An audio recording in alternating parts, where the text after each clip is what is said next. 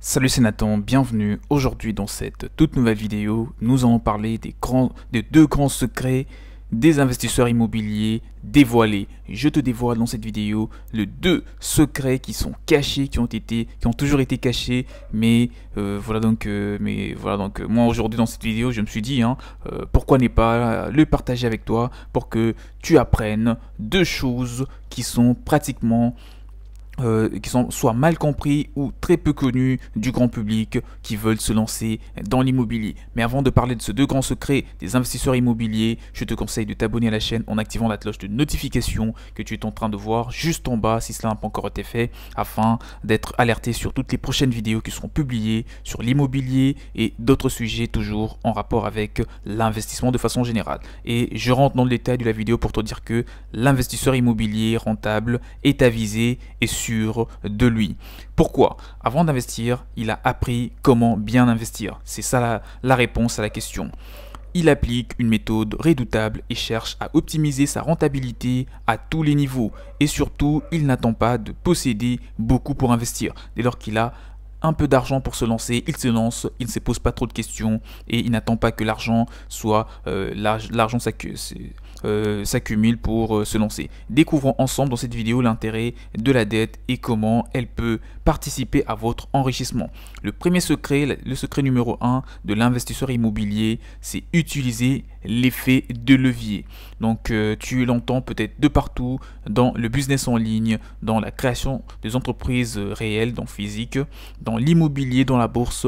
Il faut savoir utiliser les effets de levier parce que ça te permet de ne pas perdre du temps, de ne pas perdre trop d'argent et d'avancer bien plus vite. Les effets de levier, ça se diffère d'un investissement à l'autre. Mais pour parler de l'immobilier, pour parler plus précisément de ce premier secret, donc qui est l'effet de levier rapide, court et surtout mécanique. Un levier mécanique est une longue pièce rigide qui permet d'amplifier un effort. Malgré une faible force, le levier permet de soulever une lourde charge et de ne pas trop vous faire perdre de l'énergie. Appliqué au domaine de l'investissement immobilier, l'effet de levier illustre le crédit immobilier permettant d'acheter quelque chose de très cher, notamment un appartement, une maison de luxe, etc. avec peu d'efforts. Voici donc ce que cela veut dire exactement un levier ou un effet de levier. Le premier point, la charge. Le prix d'un appartement ou d'une maison et les frais annexes, notaires, coûts du prêt. Une fois que vous avez un prêt immobilier, tout cela vous sont déchargés parce que vous n'investissez pas avec votre argent, mais plutôt avec celui de votre banque. Le deuxième point, c'est la force appliquée, notamment somme que vous rembourserez chaque mois, la mensualité, etc.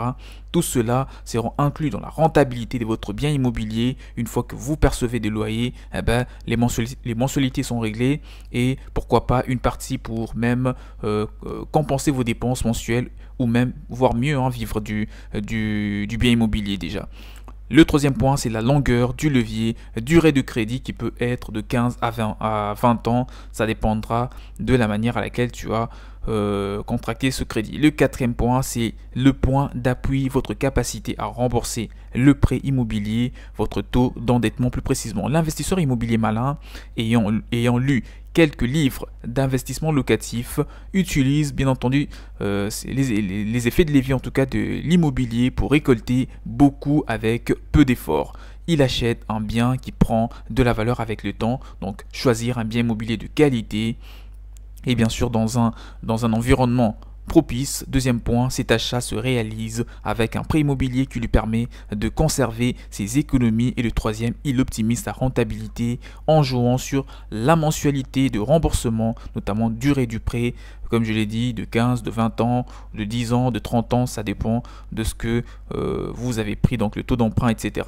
L'effet de levier est un formidable moyen d'investir dans l'immobilier sans pour autant en avoir les capacités financières. En effet, on n'a pas tous 100 000 euros sur notre livret A pour se lancer dans l'immobilier. C'est la raison pour laquelle, comme je l'ai d'ailleurs dit précédemment dans des vidéos, comment se lancer dans l'immobilier avec 0 euros, comme je l'ai redit aujourd'hui dans cette vidéo, vous pouvez démarrer dans l'immobilier avec 1000 euros seulement, avec 1500 euros, voire même avec 0 €. Quand je te dis 0 €, c'est un peu plus théoriquement pour te dire que voilà, ce n'est pas en ayant rien de rien que tu vas te lancer dans l'immobilier. C'est pour te dire que vous allez vous lancer dans l'immobilier sans aucun apport. Vous prenez un crédit qui va constituer un apport et ensuite vous lancez dans l'immobilier tout simplement. Attention, utiliser la dette est un redoutable accélérateur et peut vous enrichir autant que vous plongez dans les surendettements. Par exemple, acheter un passif avec un prêt participe bien entendu à votre appauvrissement. Pourquoi? Un passif perd de la valeur dans le temps alors que le remboursement de la dette créée lors de l'achat, elle ne baisse pas du tout. Pour t'illustrer cela, lorsque tu achètes un véhicule, d'accord, un véhicule, si c'est destiné au transport, bah forcément ce n'est pas un passif, c'est un actif. Quand est-ce que un véhicule est un passif? C'est lorsque vous l'utilisez à votre usage personnel. Il faut pas, je vous dis pas de manquer de véhicules, non. Je vous dis simplement, l'exemple, ça peut être du véhicule tout comme de toute autre chose. Une résidence secondaire est aussi un passif. Un passif, c'est quoi? Un passif, c'est tout simplement une chose qui ne vous rapporte pas d'argent, mais qui vous a fait dépenser ou qui vous fait dépenser de l'argent quotidiennement. Un actif, c'est quelque chose qui te rapporte de l'argent quotidiennement, mensuellement, annuellement. Dès lors que vous gagnez de l'argent, c'est un actif qui peut être une entreprise, qui peut être voilà donc un bien immobilier en location, qui peut être n'importe quoi. Donc toute chose que vous louez qui vous rapporte de l'argent, toute chose que vous avez qui vous rapporte de l'argent, c'est un actif. J'espère que tu l'as compris. Donc pour te dire que il faut réduire l'achat des passifs et vous concentrer sur des actifs, des choses qui vont vous aider à gagner de l'argent. Dès lors que vous achetez un bien immobilier, du moment qu'il vous rapporte de l'argent, vous êtes devenu propriétaire d'un vrai actif, quelque chose qui vous rapporte du cash flow. Si vous n'êtes pas encore familier avec ces termes, consultez mon blog qui est en bas, qui vous permettra de mieux comprendre les actifs et les passifs. Appliquez cette règle pleine de bon sens et s'il vous plaît, partagez-la à vos proches pour que vous puissiez arrêter de vous acheter des passifs et vous concentrer sur des actifs. On utilise la dette seulement pour acheter un actif. On n'utilise jamais la dette pour acquérir un passif.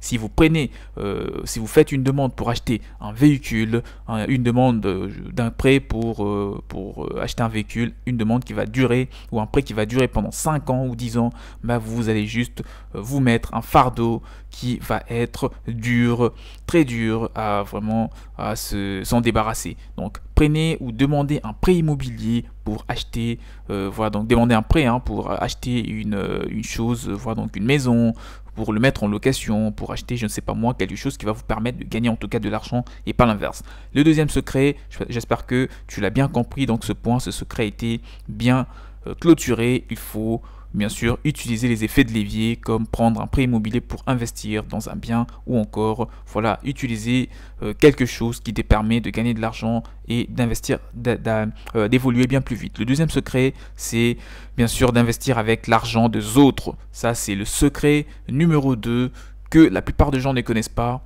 dans l'immobilier, mais que les riches, eux, le connaissent et surtout ils savent bien les appliquer. La banque vous prête de l'argent, donc vous devez utiliser l'argent des autres pour investir.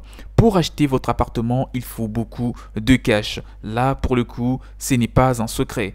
Et c'est la banque qui vous avancera cet argent en vous faisant contracter un crédit immobilier, bien entendu. En contrepartie, vous vous engagez à lui rendre cet argent majoré des intérêts d'emprunt.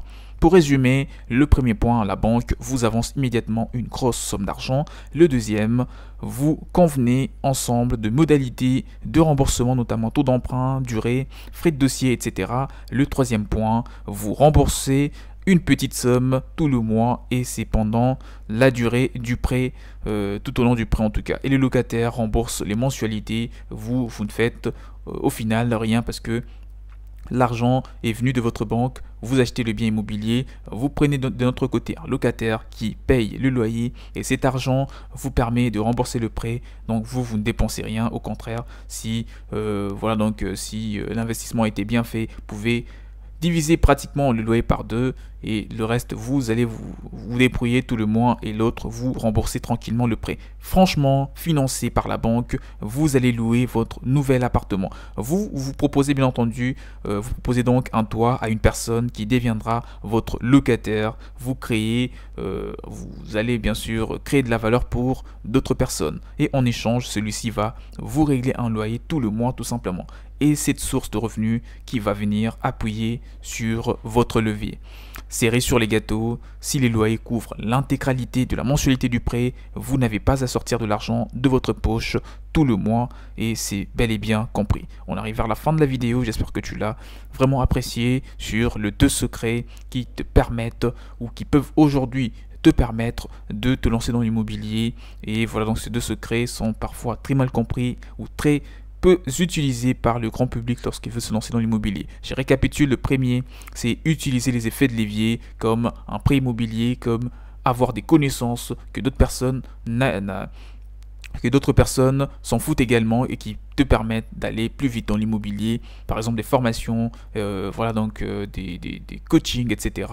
Le deuxième effet de levier, c'est bien entendu, donc justement pour revenir au premier effet de levier, c'est bien sûr le prêt de la banque, etc. Et le deuxième, c'est d'utiliser l'argent des autres. Ça s'apparente un petit peu au premier parce que utiliser l'argent des autres, ça peut être de la banque, ça peut être d'un particulier, etc. Mais l'objectif est en tout cas d'investir avec l'argent d'une autre personne et vous réduire bien sûr les charges et vous rendre l'immobilier plus accessible, peu importe vos ressources financières. Abonnez-vous massivement à la chaîne afin de ne rien rater. Si vous voulez vous faire accompagner pour faire une prochaine acquisition immobilière, vous pouvez me contacter, mon mail est dans la description de la vidéo afin de vous accompagner dans la réalisation de vos projets d'investissement immobilier. Je vous dis à la prochaine, portez-vous bien, ciao ciao.